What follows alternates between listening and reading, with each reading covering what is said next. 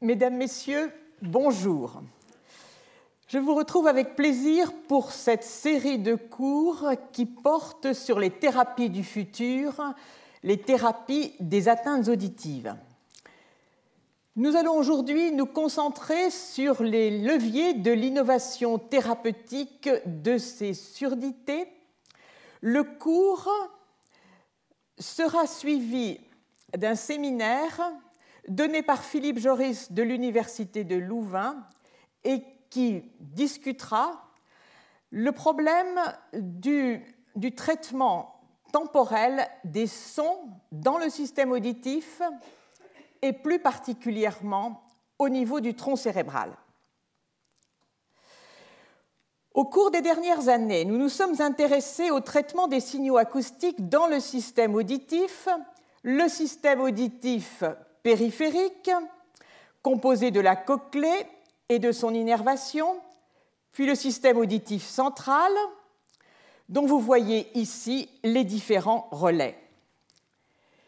Les 25 dernières années ont été marquées par le déchiffrage des mécanismes moléculaires impliqués dans le traitement des sons, dont on peut dire sans exagération aucune qu'il doit tout au déchiffrage génétique, c'est-à-dire à l'identification des gènes responsables d'atteintes auditives. Véritable voie d'accès à ces mécanismes, la compréhension du rôle des protéines codées par ces gènes ne peut cependant se faire chez l'homme en raison d'une part du fait que l'organe sensoriel auditif ne peut être directement observé sans recours à des méthodes invasives et d'autre part que les tests d'exploration de la physiologie auditive dont l'on dispose chez l'homme aujourd'hui ne fournissent encore que des informations rudimentaires.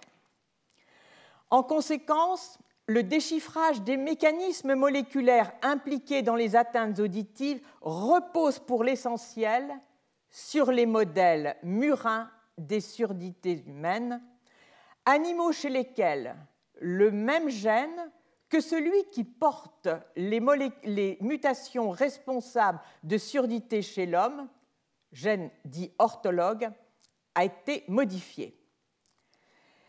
Si la gamme des fréquences perçues par l'homme et la souris est très différente de 5 à 70 kHz chez la souris, 20 Hz à 20 kHz chez l'homme, la cochlée est remarquablement conservée dans sa structure, sa fonction et ses mécanismes cellulaires. Restriction faite du caractère rudimentaire des explorations fonctionnelles auditives chez l'homme, tout indique que les modèles murins des surdités humaines miment fidèlement ces dernières et que par conséquent, les mécanismes moléculaires des surdités humaines, les mécanismes moléculaires aussi du traitement des signaux acoustiques dans la cochlée sont semblables dans les deux espèces. Ces connaissances accumulées grâce, comme je vous le disais, à l'étude approfondie des modèles murins de surdité chez l'homme, études multidisciplinaires, ont créé les conditions de recherche visant à des thérapies curatives des surdités. En parallèle, nous assistons à une véritable prise de conscience qui va croissante de l'ampleur du problème médical que constituent les atteintes auditives à l'échelle planétaire. Ces atteintes auditives forment le déficit sensoriel le plus fréquent. La surdité profonde affecte, on peut dire, 1 ou 2 enfants sur 1000, 2 nouveau-nés sur 1000, et elle est principalement d'origine génétique. Les adolescents et les adultes jeunes entre 12 et 35 ans, selon l'Organisation mondiale de la santé, sont pour 1,1 milliard d'entre eux exposés au risque de développer une perte de l'audition en raison d'une surexposition au son dans le cadre de loisirs et principalement une surexposition à la musique, écoute à forte intensité ou écoute prolongée.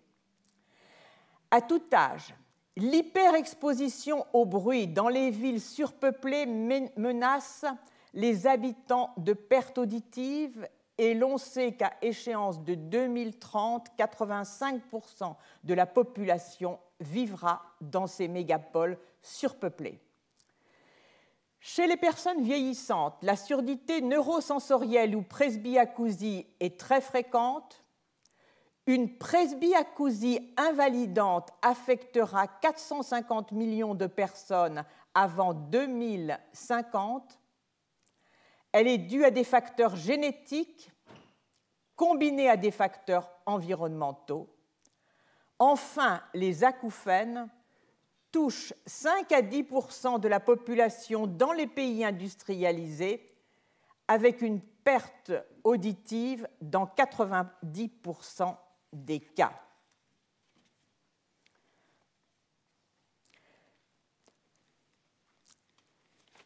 Cet histogramme présente la prévalence de l'élévation du seuil auditif en ordonnée en fonction en abscisse de l'âge. Comme vous le voyez, cette prévalence ne cesse d'augmenter avec l'âge. La grande majorité des atteintes auditives atteignent l'adulte vieillissant. En bleu, les atteintes auditives légères, en vert, les atteintes auditives légères, en bleu, moyennes, et en brun, les atteintes sévères. Autre élément, alors, il faut d'abord souligner que ces données ont été recueillies il y a en réalité une trentaine d'années en Angleterre, qu'elles ne s'appuient que sur la détection du seuil auditif, c'est-à-dire de la sensibilité de l'audition, et que par conséquent, elles négligent les atteintes auditives qui ont peu ou pas de traduction au niveau du seuil auditif, mais qui se caractérisent par des difficultés de la perception de la parole et dont on sait aujourd'hui qu'elles ont été très largement sous-estimées.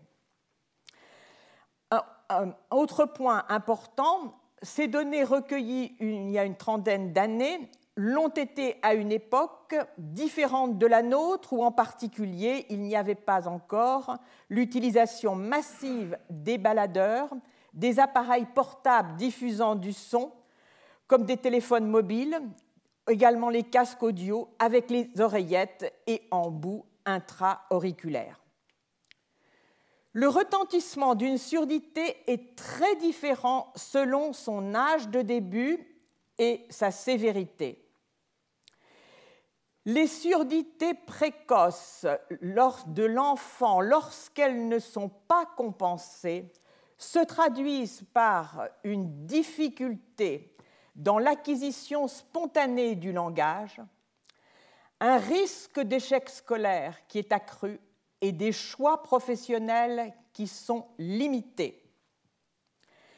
Les surdités de début tardif conduisent à un isolement, à une perte du lien social, souvent à un syndrome dépressif, et point majeur souligné de façon récurrente par les différentes études, elles entraînent un déclin cognitif rapide.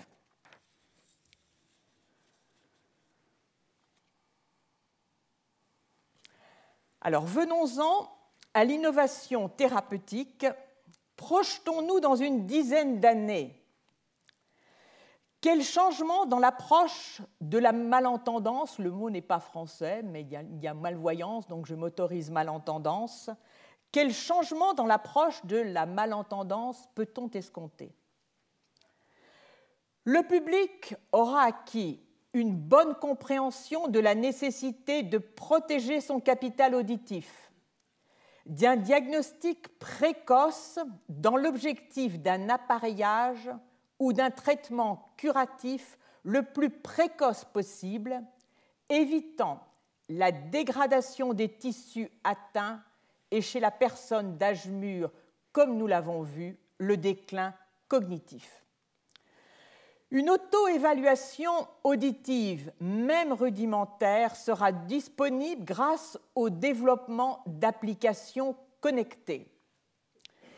Des données génétiques, voire épigénétiques, seront disponibles à profusion et la médecine personnalisée sera devenue le nouveau paradigme. La pharmacopée aura quelques produits qui protégeront le système auditif. Des thérapies curatives, géniques, voire cellulaires, auront été validées par des essais cliniques.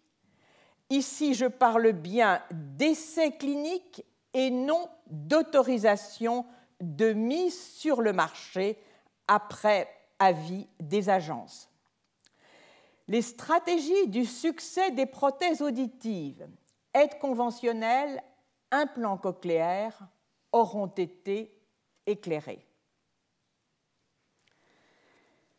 Alors, voyons quels sont les leviers des innovations mentionnées. Le premier est la connaissance fine des mécanismes physiopathologiques des diverses atteintes auditives qui doit désormais s'étendre à l'étude non seulement des mécanismes périphériques, mais également des atteintes centrales associées éventuelles, en partie corticales, qu'il s'agisse d'atteintes directes ou indirectes. L'autre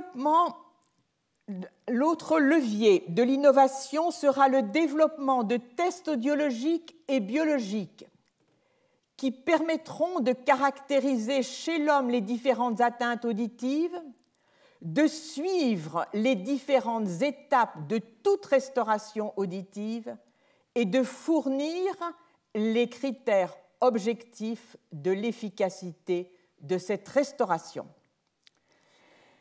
Les avancées réalisées dans le traitement du signal permettront d'améliorer les aides auditives externes comme les aides auditives implantées. La recherche et le développement de nouvelles méthodes de stimulation neuronale sera susceptible d'améliorer les aides auditives implantées. Et nous aurons sur ce point un exposé du professeur Tobias Moser lors du 4e cours. Des découvertes biologiques majeures, récentes, interférences à ARN, édition du génome par le système CRISPR-Cas9, dont l'efficacité et l'innocuité de leurs applications auront sans doute été accrues. Enfin, nous aurons une meilleure connaissance du potentiel des cellules souches dans la réparation auditive, tout d'abord au niveau cochléaire, puis au niveau central. Le développement de techniques atraumatiques de transfert de matériel génétique ou de tout autre matériel dans la cochlée et sa vectorisation sous une forme évitant sa dissémination hors de la cochlée aura également été développé. Le développement des méthodes d'entraînement ou d'apprentissage auditif qui suit, en particulier l'implantation cochléaire ou même la mise en place d'aides auditives externes, devrait cesser d'être empirique pour être fondé sur des données scientifiques. Alors, ces données, elles reposent en amont. Je l'ai dit, sur la compréhension approfondie de la pathogénie des diverses formes de surdité. qu'il s'agisse des surdités héréditaires, isolées, syndromiques, congénitales ou progressives, qu'il s'agisse de formes dues à un seul gène, comme la plupart des formes de surdité congénitale, ou parfois de formes tardives dont on sait maintenant que certaines correspondent à des atteintes monogéniques, ou de facteurs héréditaires comme dans le cas de la presbyacousie si fréquente. Enfin, la compréhension approfondie de la pathogénie sera élargie aux surdités d'origine environnementale et aux surdités mixtes. L'ensemble repose dans un premier temps sur un recours aux modèles animaux pertinents pour apprécier, d'une part, les diverses étapes du processus pathogénique dont je vous ai indiqué tout à l'heure qu'ils étaient une étape indispensable pour déchiffrer ces mécanismes pathogéniques. Il s'agira en particulier d'identifier l'étape d'entrée dans la dégénérescence cellulaire, d'identifier ou de savoir reconnaître le caractère d'autonomie cellulaire ou non de l'atteinte dans chaque forme de surdité et d'examiner, par exemple, des réactions de type inflammatoire qui pourraient rendre compte de la progression de la surdité. Le recours aux modèles animaux, c'est aussi une recherche de marqueurs fonctionnels avec le développement de tests audiométriques discriminants qui vont explorer le système auditif périphérique et central, marqueurs également biologiques, génétiques, épigénétiques et métaboliques, voire autres données pour chaque type d'atteinte. Une fois ces données obtenues chez l'animal, on doit passer à une validation de la pertinence de ces conclusions chez l'homme. En particulier, transfert des méthodes, ceci consiste en le transfert des méthodes d'exploration auditive mises au point chez l'animal et validées par la comparaison de leurs résultats respectifs dans les mêmes formes de surdité chez l'homme et chez l'animal. L'exploitation de ces tests deviendra possible une fois leur signification bien maîtrisée et leurs indications pourront être élargies à un grand nombre de formes de surdité. Il va de soi que des tests complémentaires peuvent être développés chez l'homme, tests psychophysiques, imagerie cérébrale fonctionnelle en réponse à des sons ayant une signification, sons naturels ayant une signification chez l'homme, et devront être également développés des tests explorant la plasticité cérébrale, puisqu'entendre, ce n'est pas seulement recevoir les sons, les traiter au niveau périphérique, mais c'est bien mettre en jeu une plasticité cérébrale qui va permettre de tirer une information la plus riche possible de l'information générée au niveau périphérique. Alors, je vais illustrer cette boucle vertueuse allant des modèles de l'homme aux modèles animaux et retournant vers l'homme par un exemple que j'ai discuté dans le passé dans un autre contexte. Nous sommes ici dans une forme de surdité dont nous avons isolé le gène responsable.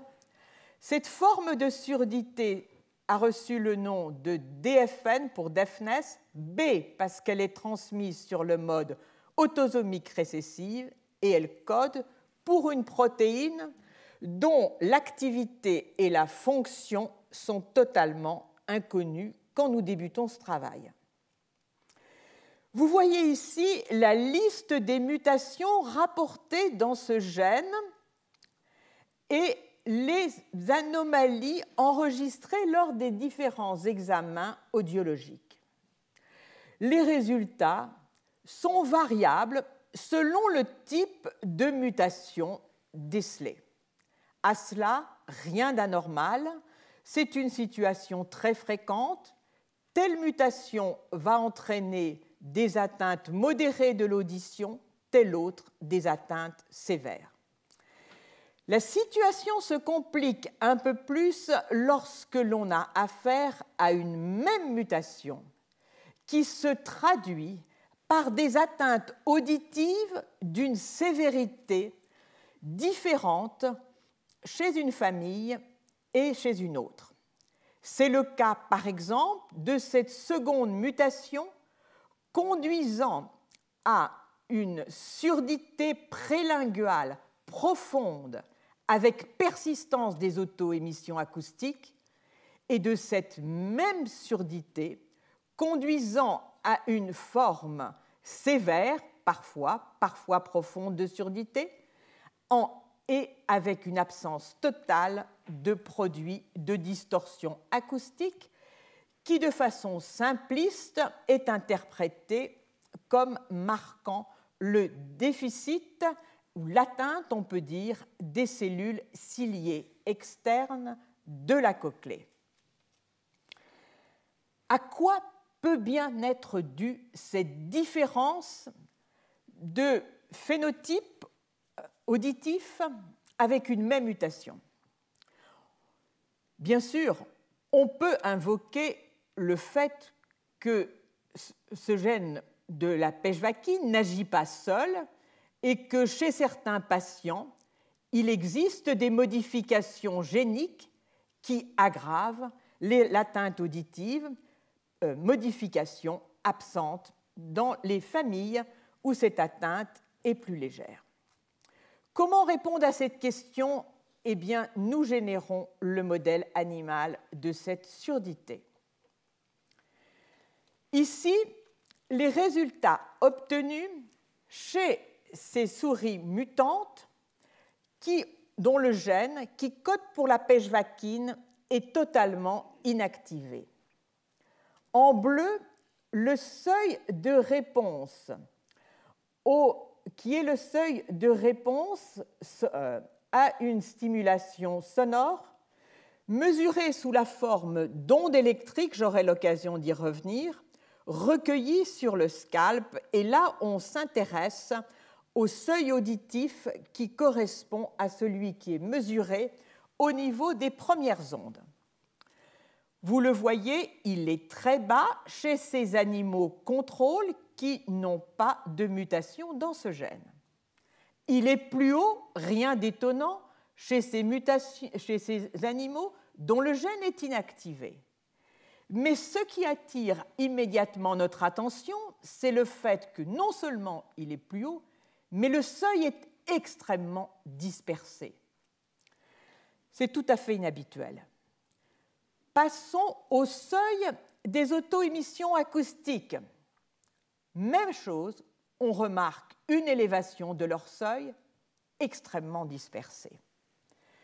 Alors, ce travail qui est effectué avec Paul Avant, qui travaille avec nous depuis longtemps, qui est un médecin et à la fois un physicien, biophysicien du système auditif, il est attiré par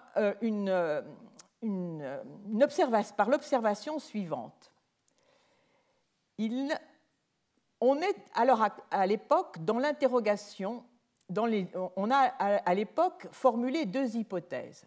Soit, dans ces souris mutantes, les autres gènes qui ne sont pas homogènes contribuent à cette variabilité, soit nous avons affaire à la modification, l'étalement de ces seuils est dû à des processus environnementaux et au premier rang desquels le bruit. Et donc, il remarque qu'en fonction du nombre de souriceaux présents dans une cage donnée, le seuil auditif des ABR est plus ou moins élevé. Traçant la droite qui unit ce seuil auditif qui porte le seuil auditif en fonction du nombre de souriceaux par cage, il note une corrélation.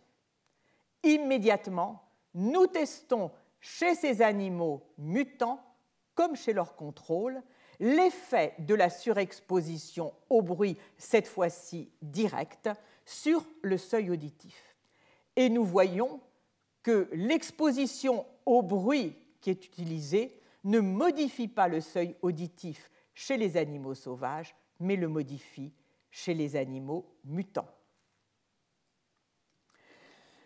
Alors, nous allons ensuite procéder à une analyse des potentiels évoqués auditifs, dont ici est résumé le tracé et les correspondances entre ce tracé et les différents sites de réponse le long du tronc cérébral et même au-delà jusqu'au colliculus inférieur que l'on peut observer donc jusqu'à l'onde 5 par les potentiels évoqués auditifs.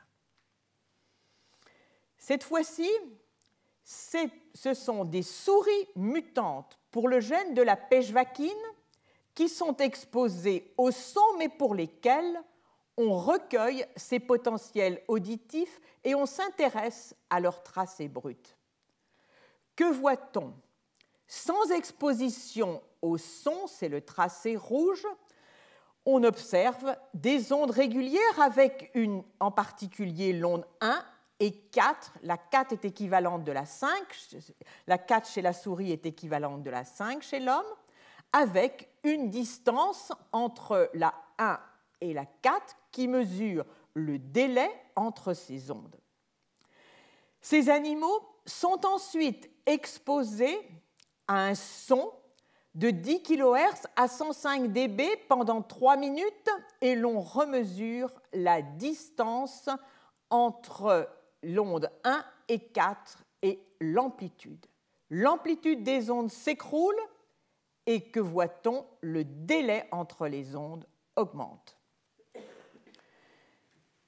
Nous passons de l'animal à l'homme. Le scénario chez l'animal est très clair. Qu'en est-il chez l'homme? Alors nous allons procéder de la façon suivante.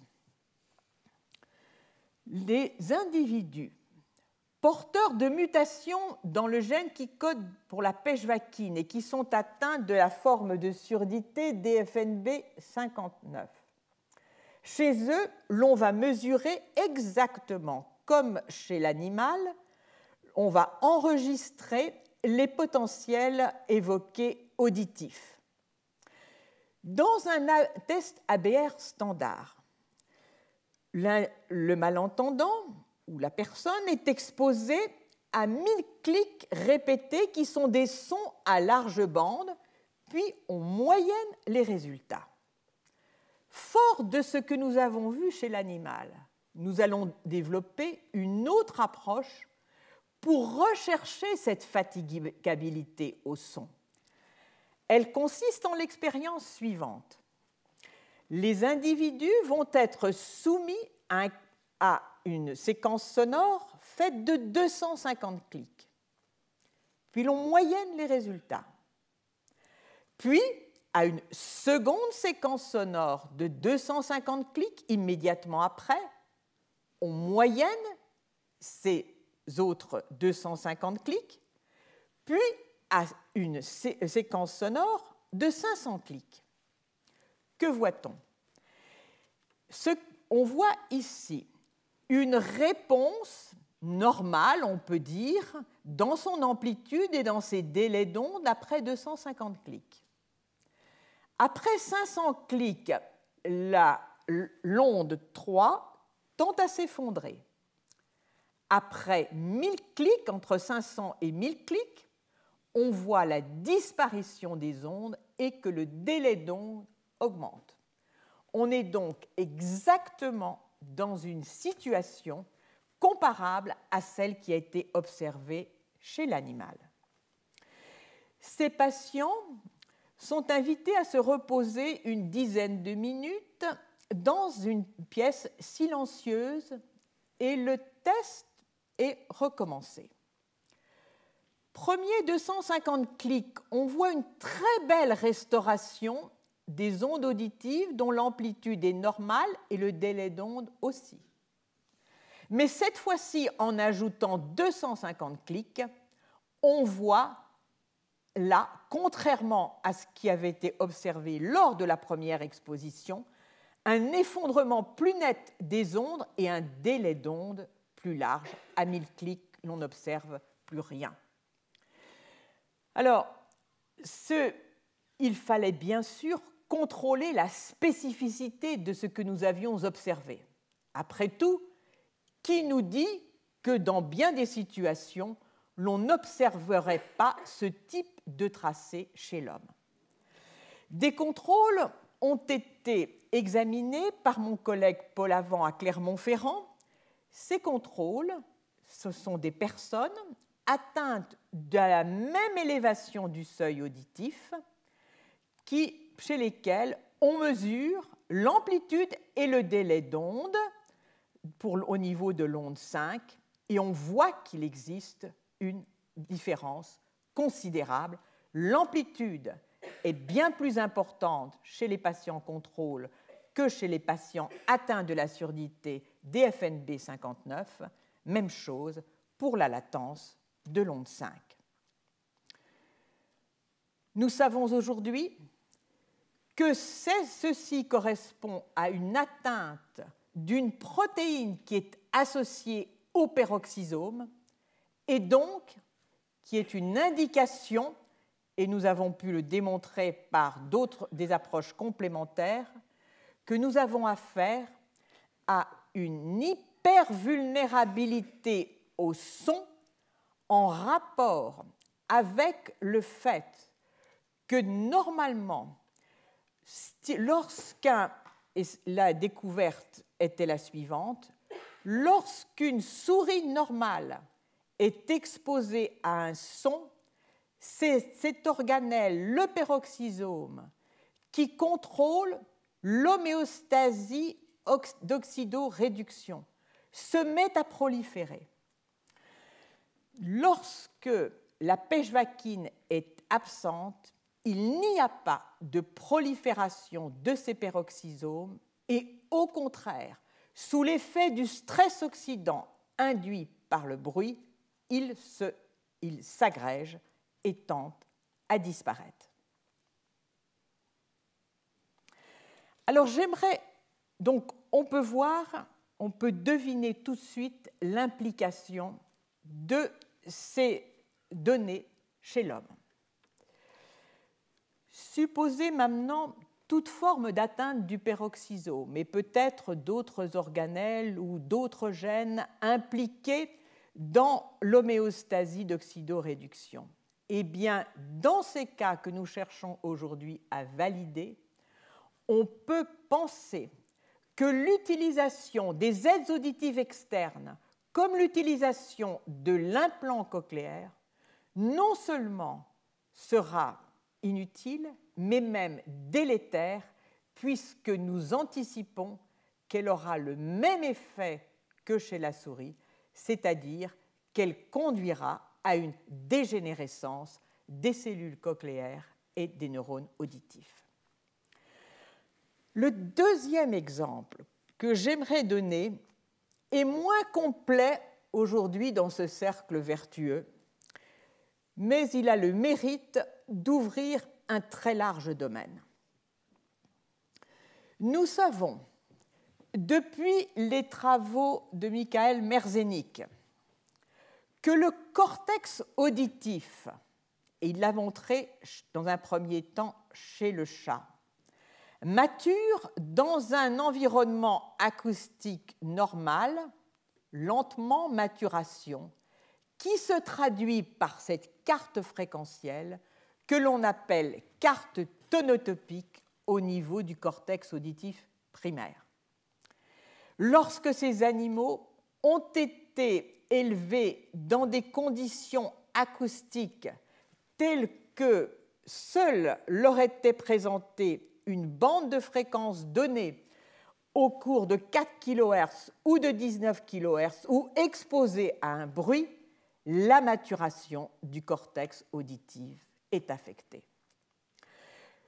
Ces processus de maturation sont dus à la plasticité cérébrale qui s'ouvre très peu de temps après le développement de l'audition au niveau périphérique et qui conditionne, comme je vous l'ai dit, une adaptation de la façon dont le cerveau, en modifiant ses connectivités, va tirer le meilleur parti des informations qui lui viennent au niveau périphérique.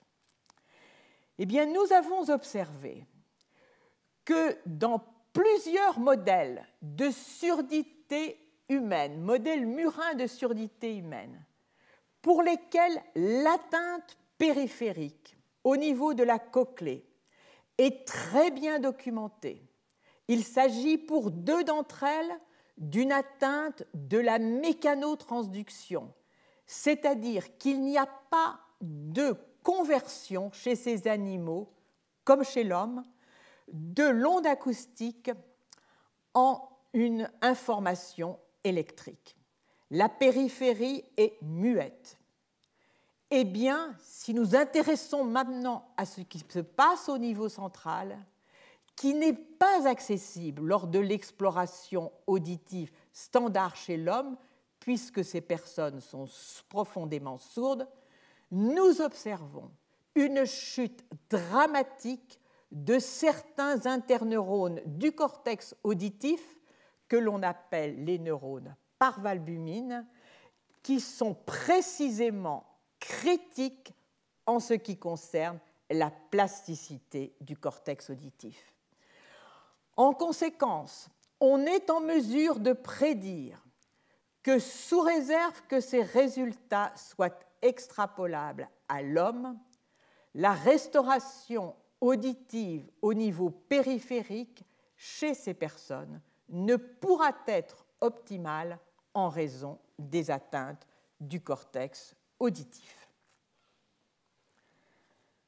Alors, bien sûr, aujourd'hui, il s'agit de mettre en évidence ces atteintes auditives du cortex chez les patients.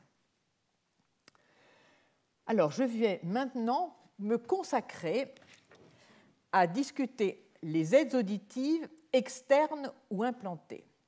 Nous ne sommes pas encore dans les thérapies du futur, mais ces aides auditives externes ou implantées sont très largement utilisées et il n'est pas possible de s'intéresser au développement futur sans avoir pour référence les résultats obtenus avec les aides auditives externes ou implantées. Alors, pour rappel, et j'irai très vite, le son collecté par l'oreille externe fait vibrer la membrane tympanique, il est transféré par les osselets de l'oreille moyenne, puis l'étrier venant frapper la fenêtre ovale transfère ces vibrations dans le milieu liquidien de la cochlée. Que se produit-il alors? On voit ici donc la cochlée avec son neuroépithélium, entourée des 2 régions que sont la scala tympani et la scala vestibuli, emplies de liquide, comme l'est ce compartiment rempli d'endolymphe. Ici, schématisée la cochlée, pour vous rappeler, cette fois-ci, elle est allongée, déroulée, pour vous rappeler ici donc l'existence de la fenêtre ovale où vient frapper l'étrier et de la fenêtre ronde à travers laquelle sont délivrés les implants cochléaires et beaucoup des thérapies que l'on appelle les thérapies du futur que nous verrons dès le prochain cours.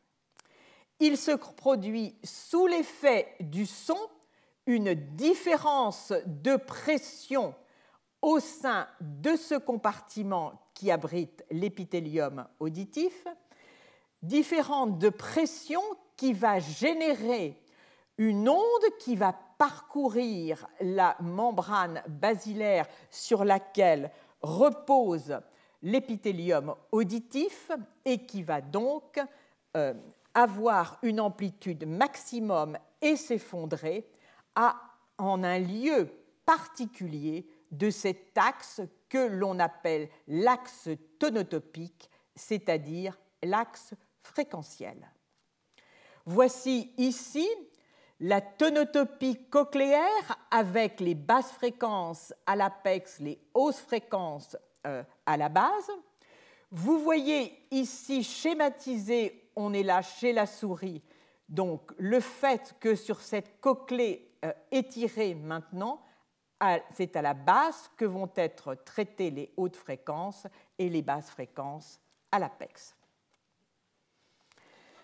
Alors, brièvement, le traitement du son dans la cochlée, c'est d'abord la fonction microphone des cellules sensorielles qui vont convertir, comme je l'ai dit à plusieurs reprises, l'énergie acoustique en énergie électrique. Puis c'est un traitement d'analyse fréquentielle, du type analyse de Fourier. C'est un traitement de type amplification.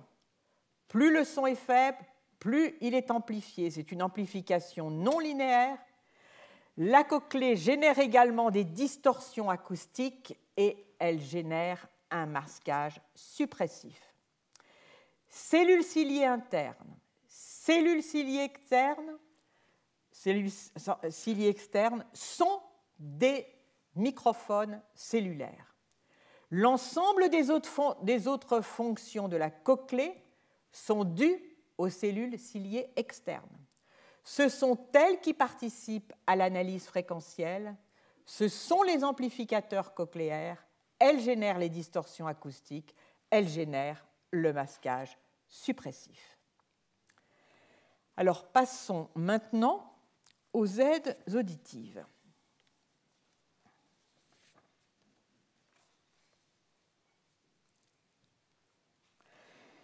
Externes. Alors, les aides auditives externes, elles ne sont pas à proprement parler des prothèses. Elles ne se substituent pas à la cochlée défectueuse, elles n'en traitent pas les dysfonctionnements. Leur fonction est l'amplification des signaux sonores. Initialement volumineuses, elles stigmatisaient les porteurs de ces aides auditives externes, considérés comme des personnes âgées inaptes à la communication sociale. Elles sont aujourd'hui de deux types, dites contours d'oreille, certes très volumineuses, dont nous verrons la composition, et des aides auditives externes miniaturisées intra-auriculaires. C'est l'introduction, à partir des années 90, des microprocesseurs numériques les plus performants qui a permis, d'une part, d'avoir un besoin en puissance électrique moindre, c'est-à-dire de permettre une utilisation plus prolongée des batteries, et d'autre part, et c'est le point majeur, c'est le recours au numérique qui permet un stockage de l'information, une excellente reproductibilité des traitements et surtout la possibilité de développer des fonctionnalités complexes. Nous l'avons vu, ces microprocesseurs numériques peuvent être miniaturisés aujourd'hui dans les dispositifs intra-auriculaires que vous voyez ici. Alors, ce recours au numérique, c'est la transformation, comme vous le savez, d'un signal analogique continu et complexe en des signaux discrets qui sont donc codés sous la forme d'une information en 0 et 1. L'aide auditive externe, je vous le disais, donc, a pour rôle l'amplification. Elle est donc composée. Alors, je voudrais d'abord revenir sur ce traitement numérique. Le traitement numérique, en quoi consiste-t-il? Ici, le signal analogique d'entrée, donc le signal sonore, et que l'on retrouve également en sortie de micro. Il y a ensuite passage dans un convertisseur analogique numérique. Puis ici se situe le microprocesseur de l'aide auditive qui va donc en sortie engendrer un certain nombre de signaux électriques qui vont être cette fois-ci reconvertis de numérique en analogique et délivrés à des micros qui, eux, vont délivrer un signal sonore donc de type analogique chez les patients. Donc, je vous rappelle la séquence de l'aide auditive. D'abord le microphone, puis le microprocesseur, puis l'écouteur qui, dans le cas des aides auditives externes miniaturisées, est introduite au sein de l'oreille du patient. Alors, ces aides auditives, le résultat, la numérisation a permis d'améliorer considérablement leur capacité. Mais il demeure un point essentiel. Elles amplifient certes le son, mais le gain qu'elles produisent n'est pas un gain comparable à celui que produisent les cellules ciliées externes. De plus, ce gain va être appliqué en règle générale à des cellules ciliées externes qui sont endommagées. Par conséquent, on est loin de restituer l'amplification non linéaire d'une cochlée standard. Autre élément, nous l'avons vu, ces cellules ciliées externes sont impliquées dans l'analyse fréquentielle fine. Or, les aides auditives externes ne reproduisent pas cette sélectivité fréquentielle fine qui n'est l'apanage que de la cellule ciliée externe. Les effets Larsen qui existaient dans les versions antérieures ont disparu. On tente le plus possible dans les aides auditives actuelles de supprimer le bruit environnant et c'est un des plus apportés par les processeurs numériques. Ils détectent les variations sonores identiques sur l'ensemble des canaux fréquentiels qui indiquent un bruit parasite et vont l'éliminer. Les micros ont été améliorés et ils permettent une meilleure compréhension dans des environnements bruités. On est passé du micro unique, omnidirectionnel, qui captait les bruits dans tout l'environnement, à des micros directionnels qui permettent, lorsqu'une personne s'adresse à son interlocuteur, de diriger le micro vers cet interlocuteur. La localisation de la source sonore, essentielle pour l'intelligibilité de la parole dans le bruit, nous l'avons vu à plusieurs reprises, elle utilise pour les basses fréquences le délai temporel d'arrivée du son à l'une et l'autre oreille, et pour les hautes fréquences, la différence d'intensité du son qui parvient à l'une et l'autre oreille. Les aides auditives, en règle générale, sont capables de bien traiter les paramètres temporels du son, ce qui fait que la localisation des sources sonores de basse fréquence dans le plan auditif est satisfaisante. En ce qui concerne, en revanche, la localisation fondée sur la différence d'intensité. Vous pouvez anticiper de ce que je vous ai dit de l'amplification à l'intérieur de ces aides auditives externes qui n'est pas satisfaisante, qui ne reproduit pas les conditions normales, que cette localisation fondée sur la différence d'intensité ne sera pas optimale. Mais aujourd'hui, on développe une électronique de connexion entre les sons reçus à l'une et l'autre oreille, ce qui doit permettre de corriger, de corriger ces problèmes d'intensité qui arrivent à l'une et l'autre oreille.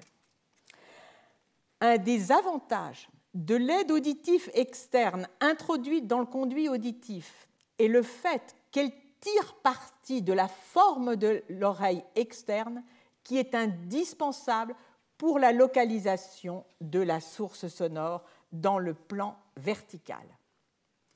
Élément essentiel, grâce à ces processeurs numériques, une amélioration récente a été apportée dans la possibilité de transposer une stimulation sonore de la façon suivante. Chez un malentendant qui ne répond plus à certaines fréquences, par exemple les fréquences élevées, on parle de cochlée morte dans une certaine région. Eh bien, les fréquences élevées vont être, grâce au microprocesseur, transposées dans une autre gamme de fréquences, bien sûr une gamme de fréquences auxquelles répond le malentendant. Et alors, dès lors, ces fréquences deviennent audibles. On peut même, dans ce transfert, avoir une approche un peu plus sophistiquée qui va sélectionner en amont la fréquence fondamentale, par exemple pour les voyelles qui correspond à la fréquence de vibration des cordes vocales, et les fréquences toujours des premiers et deuxièmes formants. Donc ceci va considérablement faciliter la perception des fréquences auditives chez des malentendants qui ne répondent plus à certaines fréquences. Alors, on peut bien imaginer le travail cérébral qui s'ensuit. Pourquoi ? Lorsque vous ne répondez plus à certaines fréquences au niveau périphérique, les aires auditives correspondantes ont été réallouées aux fréquences que vous entendez. Vous restaurez l'écoute des fréquences, cette fois-ci, vous les transposez, eh bien, comme on peut l'imaginer, des fréquences hautes, vous les transposez en fréquences basses, eh bien, le cortex auditif doit pouvoir s'adapter, et ceci peut prendre plusieurs mois. Alors, la plasticité cérébrale est absolument majeure dans ce type d'appareillage, elle l'est aussi dans les autres, et ce que l'on conçoit aisément, c'est que ce type d'appareillage introduit des distorsions importantes des sons. Pour ces aides auditives externes, il y a besoin d'un ajustement périodique. Cet ajustement va se faire sur des semaines, voire des mois. Il reste un talon d'Achille. Le talon d'Achille, quel est-il ? L'écoute limitée dans le bruit. Les tests objectifs montrent très clairement que l'écoute dans le bruit, à l'aide de ces aides auditives, n'est pas de bonne qualité. Le signal signifiant doit être de 15 décibels plus élevé que chez un sujet normal pour être perçu à travers ces aides auditives. Alors, il y a bien un moyen qui aide les malentendants pour percevoir les sons dans le bruit. C'est le recours aux boucles magnétiques. Ceci permet à des sources sonores d'intérêt qui se situent dans un environnement bruité d'être transmises directement à la personne atteinte de perte de l'audition. Elles forment, ces boucles magnétiques, ce que l'on appelle une technologie d'assistance à l'écoute. Typiquement, ces boucles sont installées dans des halls de concert, dans des auditoriums, dans des salles de rencontre, dans des lieux publics, et vous les voyez indiquées par une oreille barrée. Cette boucle consiste en un ou plusieurs câbles conducteurs qui entourent le lieu donné. Le locuteur utilise un microphone. Le câble reçoit les impulsions électriques sorties du micro qui créent un courant alternatif dans ce câble. Il s'ensuit la formation d'un champ magnétique dans la pièce. Le son venant du micro est maintenant porté par ce champ magnétique. La transmission audio va s'effectuer donc par la voie magnétique.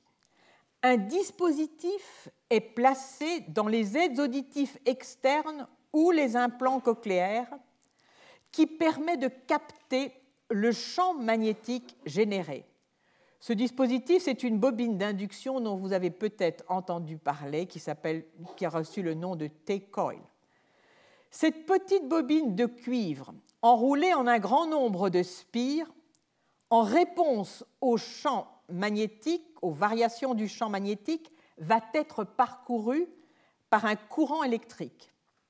La bobine permet aussi d'amplifier ce courant électrique qui est alors soumis au traitement par le microprocesseur, comme habituellement, et restauré via l'écouteur à l'oreille du malentendant.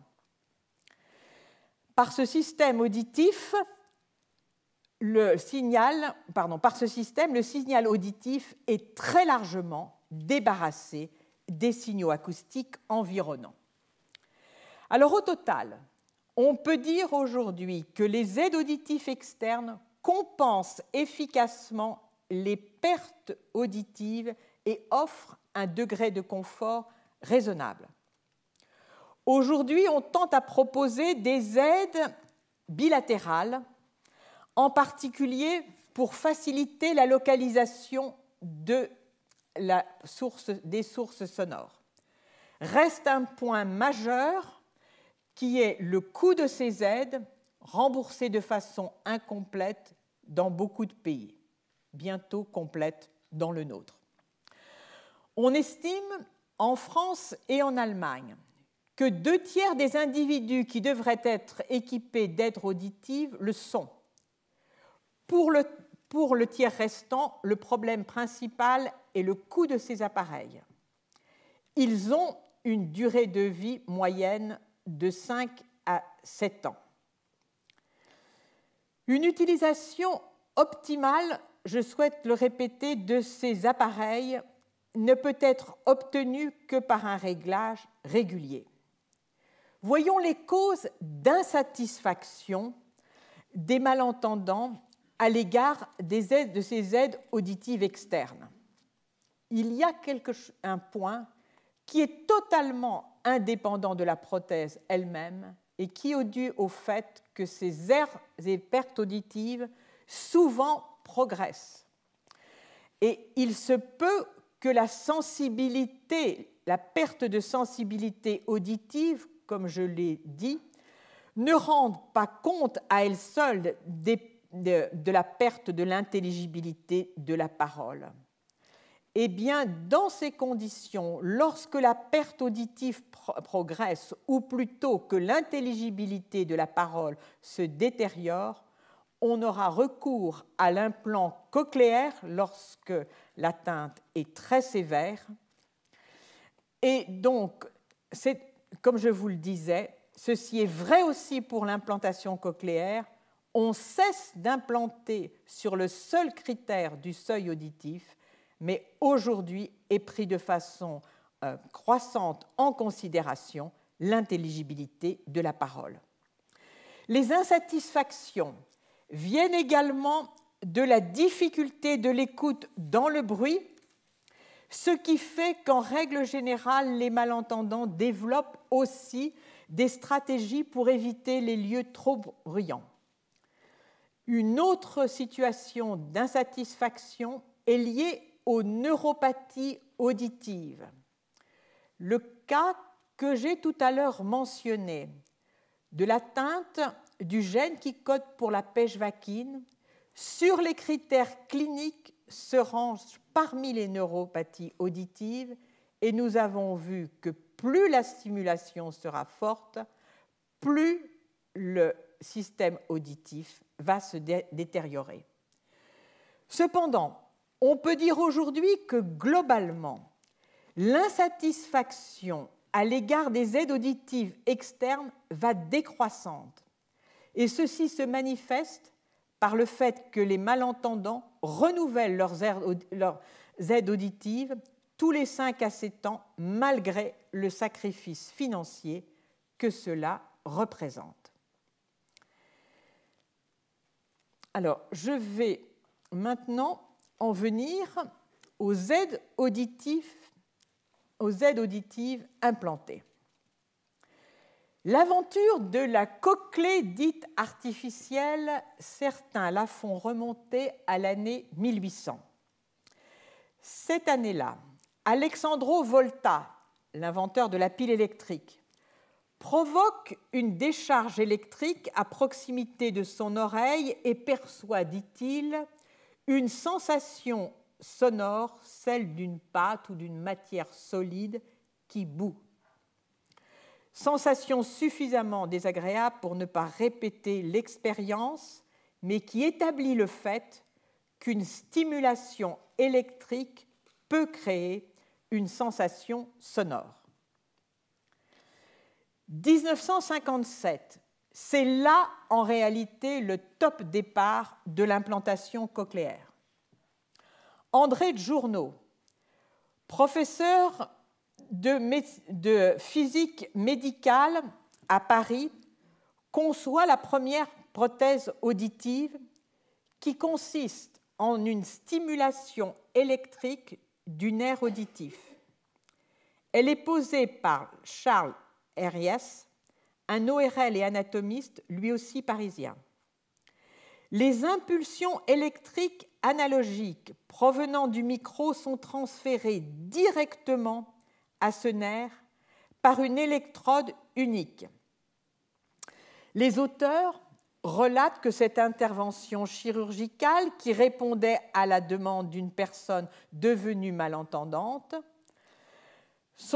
ils relatent donc que c'est une véritable surprise pour eux d'avoir observé le fait qu'en réponse à cette implantation d'une première électrode, le patient ne comprenait pas la parole, mais tout de même certains mots, et pouvait également, et ceci en réalité quelques jours seulement après l'intervention. Il percevait très mal les fréquences, mais bien mieux les variations d'intensité sonore. Dès lors, c'est une recherche intensive et une compétition sans merci que vont se livrer les laboratoires universitaires français, celui de Patrick MacLeod, australien, américain, dans le but d'améliorer les performances de cette première stimulation du nerf cochléaire. De 1957, nous passons à 1961. William House, à San Francisco, reprend les travaux d'André Djourno et il va positionner cette fois-ci une électrode unique de façon stable qu'il introduit à travers la fenêtre ronde que vous voyez ici, donc qu'il introduit dans la scala tympani. Et il va poser cette électrode chez un grand nombre de patients qui disent alors reconnaître le rythme de la parole. Nous passons de 61 à 66, et c'est chez l'animal qu'un groupe américain implante plusieurs électrodes qui vont directement stimuler le nerf auditif et auxquels il délivre différentes fréquences. Michael Merzenich, dont j'ai auparavant cité le nom, va enregistrer au niveau du colliculus inférieur des réponses différentielles selon la stimulation des électrodes par diverses fréquences. Puis, il n'y a à peu près aucun progrès pendant les 7 années qui suivent, mais 7 ans plus tard, on passe à l'homme, et là, la compétition devient de plus en plus intense et s'étale sur 7 ans. En 1973, chez l'homme, Milchison à San Francisco introduit 4 canaux. C'est l'électrode multicanaux, et dans chaque canal est délivrée une fréquence particulière. Des résultats intéressants sont obtenus. L'année suivante, le laboratoire de recherche ORL du CHU Saint-Antoine démontre chez plusieurs patients atteints de surdité totale unilatérale traumatique avec paralysie faciale que la stimulation électrique de 8 à 12 électrodes qu'ils ont réussi à isoler les unes des autres, et là le point est majeur, et qui ont été implantées le long de l'axe tonotopique de la cochlée, fournissent une perception différentielle des fréquences. L'année suivante, 1975, c'est toujours l'équipe française qui met au point le premier implant à 8 canaux, ne nécessitant qu'une seule antenne, contrairement au précédent, et qui permet une analyse d'un éventail fréquentiel de la parole. L'année suivante se développe à Vienne, poursuivant la tradition de l'école ORL viennoise de Konrad Burian, un premier implant autrichien, et ces travaux seront ensuite repris par Ingeborg Oschmeyer-Deseuer à Innsbruck. Et elle fondera sa compagnie d'implants en 1982. 76 à 79, l'implant va se populariser, l'implant multi-électrode. Le processeur vocal qui est utilisé est fondé sur une analyse fréquentielle fine. Il restitue la fréquence fondamentale et les formants des voyelles. Il est robuste, sa diffusion en est assurée rapidement, et ceci c'est donc principalement grâce aux travaux effectués à Melbourne que le principe de l'implant cochléaire est peu à peu admis dans le monde entier. Alors il faut tout de même citer l'avancée en 1987 d'Eddington aux États-Unis, qui trouve le moyen de transférer le message codé sorti de processeur à l'intérieur de l'implant, c'est-à-dire de lui faire traverser la boîte crânienne. Alors, voici en effet ce qu'est un implant cochléaire. Un implant cochléaire, comme son nom l'indique, comporte une partie implantée. La partie externe est composée d'un microphone. J'ai supprimé toutes les conversions analogiques, digitales et reverses, suivi d'un microprocesseur vocal, et d'une antenne qui va fournir une porteuse qui est une porteuse qui utilise les fréquences radio pour transformer l'information codée jusqu'au receveur, stimulateur et décodeur à l'intérieur donc de la boîte crânienne qui, lui, est connecté aux électrodes. Ces électrodes, elles vont créer un champ électrique qui va stimuler les neurones auditifs. Elles ne stimulent pas directement les neurones auditifs. Et là est un des problèmes majeurs de l'implant cochléaire. Parce qu'il stimule les neurones par le champ électrique qu'il génère, il y a souvent interférence entre les différentes électrodes. Par conséquent, des stratégies ont été développées pour éviter ces interférences entre les différentes électrodes. Voici ici une vision plus réaliste de ce qu'est l'implant cochléaire.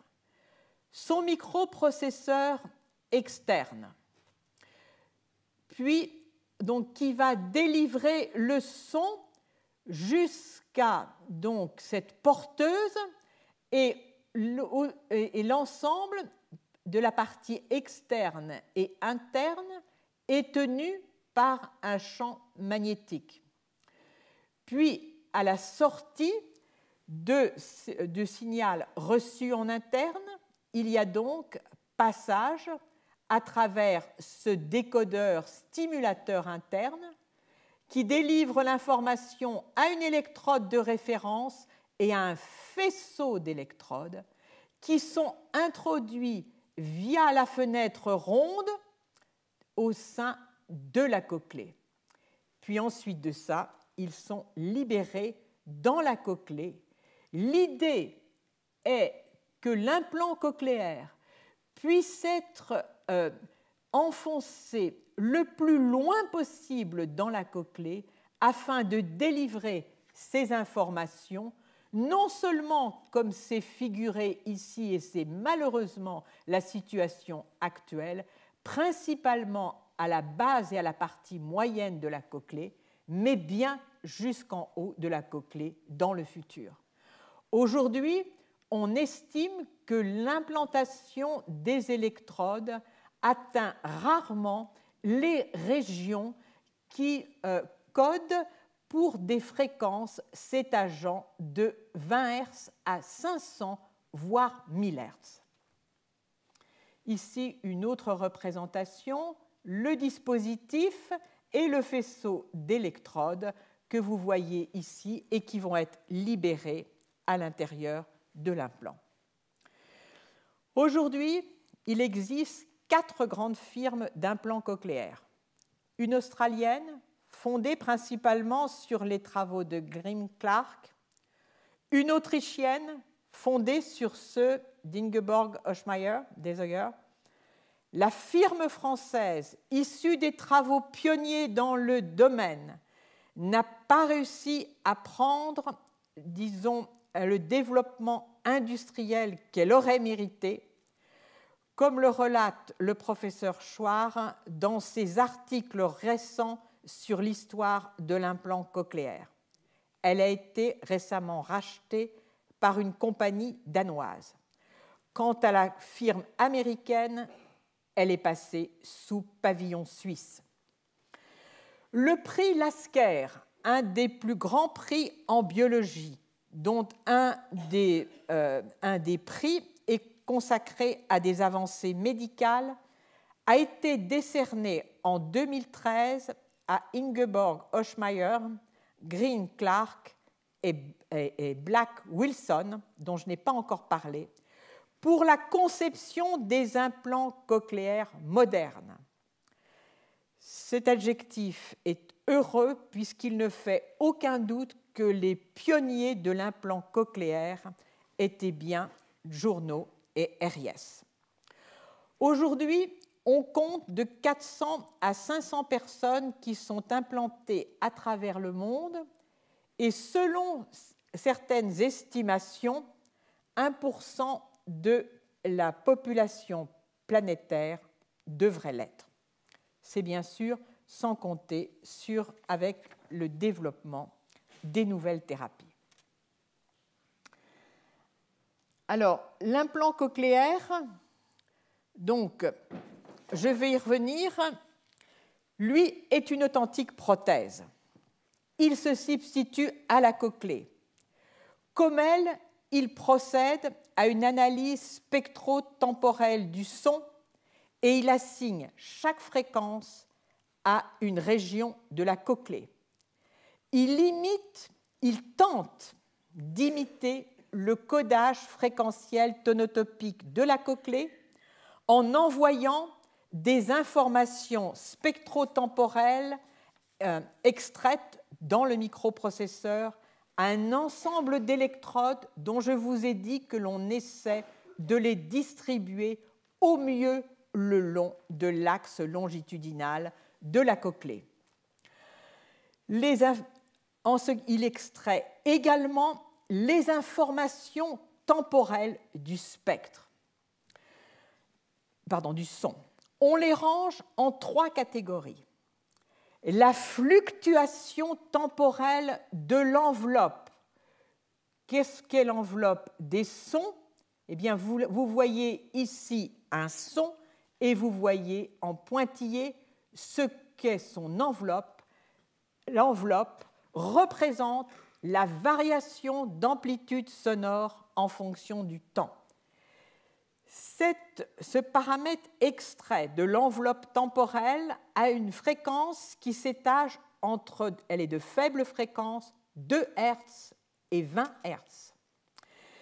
Les autres paramètres extraits dans certains implants cochléaires sont la périodicité en rapport avec les vibrations des cordes vocales, en particulier de la fréquence fondamentale entre 50 Hz et 500 Hz.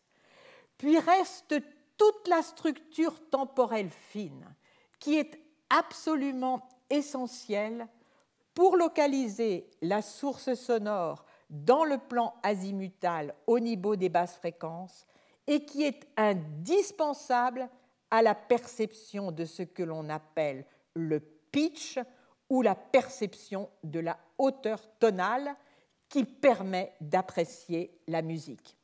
Et cette structure temporelle fine a des fréquences qui s'étagent de 500 Hz à 10 kHz. Alors, l'autre extraction donc, qui va se faire dans l'implant cochléaire au niveau du processeur, c'est l'analyse fréquentielle dont je vous rappelle ici la décomposition selon en particulier le théorème de Fourier. Alors, l'implant dans sa forme la plus classique consiste dans les étapes suivantes. Vous avez donc une entrée audio du message complexe, immédiatement découpée dans un certain nombre de bandes de fréquences dont le nombre est identique au nombre des électrodes qui seront stimulées à la sortie. Puis, dans cette bande de fréquences, on va extraire l'enveloppe, c'est-à-dire la variation d'amplitude pour ce groupe de fréquences en fonction du temps. On va adapter la dynamique de l'intensité comme cela se fait, c'est ce dont j'ai parlé au niveau des aides auditives externes, puis on va passer au codage numérique de sortie, donc sur les électrodes. Alors, ces implants cochléaires, celui dont je viens de parler, utilise cette technique qui est la plus répandue et qui est abrégée par 6 pour Continuous Interleaved Sampling, qui veut dire échantillage continu entrelacé. Dans ce processus largement répandu et qui correspond au schéma que je vous ai montré, est ajouté le fait que l'on décale légèrement dans le temps la stimulation des différentes électrodes. Ceci permet d'éviter que le champ électrique diffuse et vienne stimuler des électrodes qui ne correspondent pas au traitement sonore étudiés, disons analysés dans la bande de fréquences correspondante. Alors, on voit que l'on sacrifie peu ou prou, dans ce type d'analyse où on décale la stimulation au plan temporel, on perd en quelque sorte un peu de la granulation fine temporelle qui est si importante pour percevoir la hauteur tonale. Avec le temps, ce que vous voyez ici, ce sont les modifications des différents comment la façon dont les différentes compagnies jouent sur le traitement qui est effectué dans les processeurs pour améliorer en particulier la perception de la parole et la perception de la parole dans le bruit ainsi que la perception de la musique. Ceci se fait, par exemple, de façon, et je l'ai mentionné auparavant, en extrayant la fréquence fondamentale.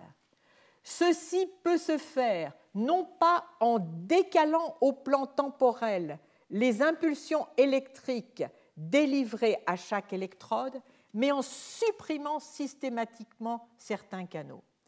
Un implant comporte de 12 à 20 électrodes. Dans les implants de 22 électrodes, c'est environ seulement un tiers des électrodes qui sont stimulées à chaque moment pour éviter les interférences entre les différentes électrodes. On va aussi, c'est une autre façon de traiter le problème, masquer certains canaux. Alors, tout ceci aboutit à la situation suivante.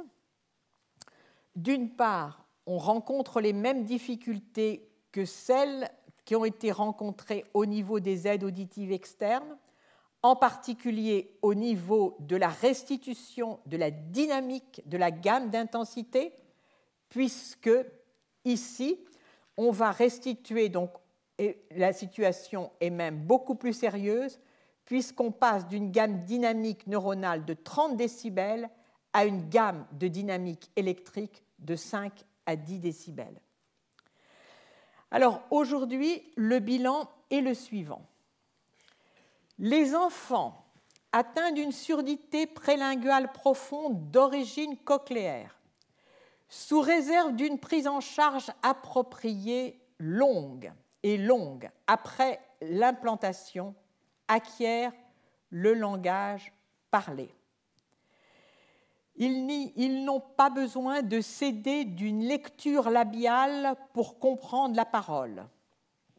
Ils peuvent comprendre la parole d'un locuteur situé derrière eux. Leur voix, qui dépend de la boucle audiophonatoire, est bien placée et leurs paroles souvent totalement intelligibles. 80% d'entre eux n'auront pas besoin d'éducation dans des écoles spécialisées. Mais l'âge de l'implantation conditionne le niveau de l'audition que l'on peut espérer restaurer. En effet, pour l'acquisition de l'audition, comme pour celle de tout autre sens, il existe une période critique. C'est la période de plasticité neuronale maximale qui est particulièrement importante au niveau du cortex auditif.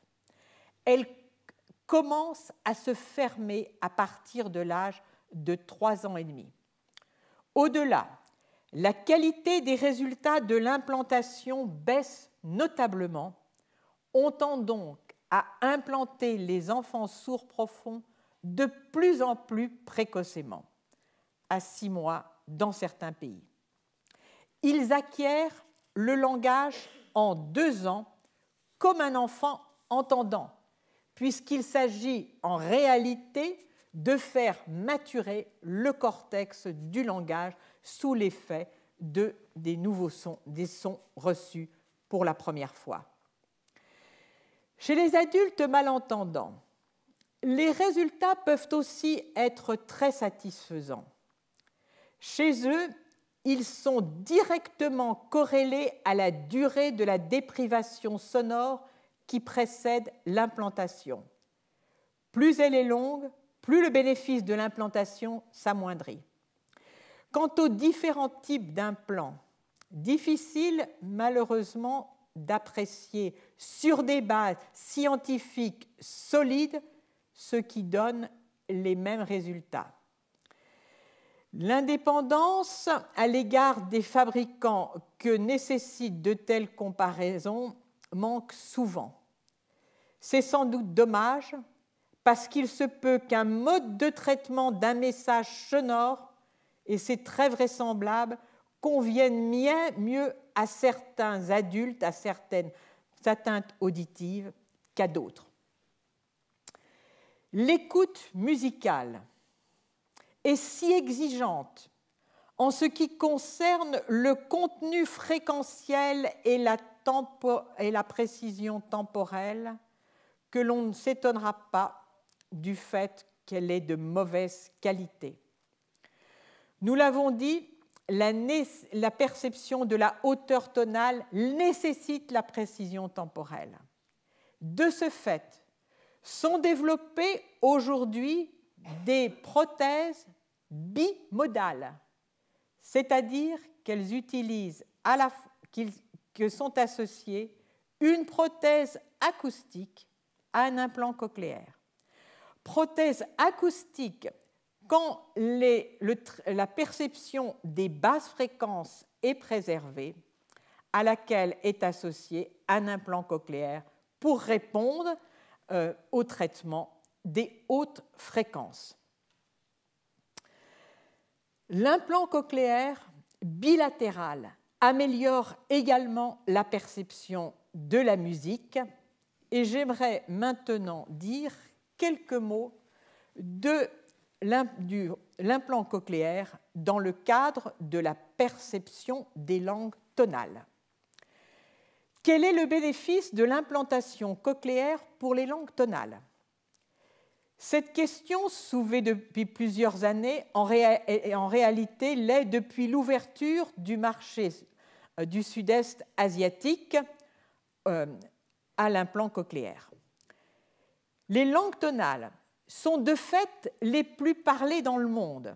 Il s'agit des langues d'Asie du Sud-Est telles que le mandarin chinois, qui est la langue la plus parlée, le cantonais, le vietnamien, le thaï de Thaïlande, et dans la très grande majorité des langues africaines. Dans une langue à ton, les syllabes tirent leur signification lexicale de la fréquence qui leur est associée, grave ou aiguë, de son absence ou de sa présence de modulation et du type de modulation fréquentielle, vers le haut, ascendante ou descendante. En d'autres termes, on considère que la signification de la parole repose très largement sur sa composante fréquentielle et tout particulièrement sur la fréquence fondamentale. Eh bien, les implantés chinois tirent un certain bénéfice des implants cochléaires qui n'ont pourtant au départ pas été conçus pour les langues tonales. Mais aujourd'hui, on tend à associer, en particulier dans certains implants cochléaires qui sont justement élaborés par des scientifiques d'origine chinoise, un traitement qui extrait la fréquence fondamentale. Et l'intérêt de cette composante fréquentielle est le fait qu'on augmente de façon très significative ainsi la perception de la parole. Alors, aujourd'hui, les implants cochléaires ne tournent pas le dos aux thérapies du futur que nous verrons la prochaine fois. Au contraire, il est bien compris qu'il y a tout intérêt à les associer. Les associer, c'est-à-dire y associer les thérapies pharmacologiques et les biothérapies génétiques et cellulaires. il y a une prise de conscience du potentiel des nouvelles thérapies. Et de ce fait, une canule qui court tout le long de l'implant, dans laquelle pourront être ajoutés des agents thérapeutiques, est présente dans la nouvelle génération d'implants.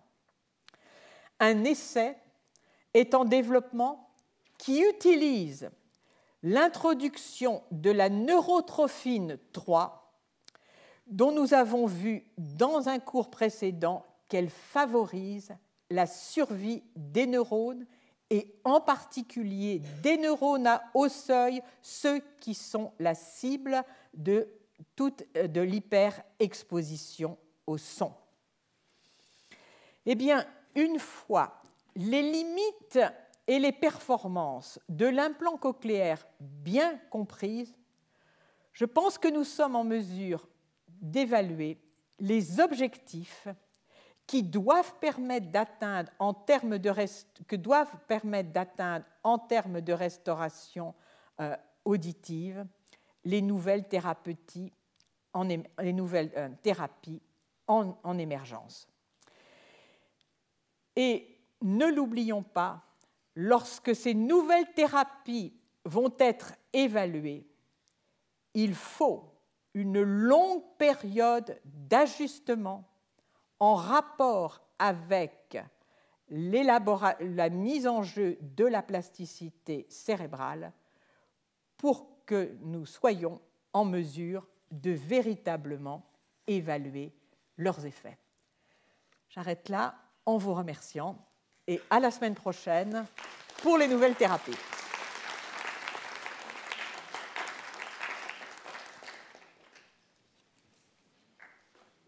Alors, je pourrais prendre quelques questions, mais peut-être ai-je un tout petit peu dépassé l'heure. Donc, je suis prête à répondre à vos questions dans cette pause d'1 quart d'heure.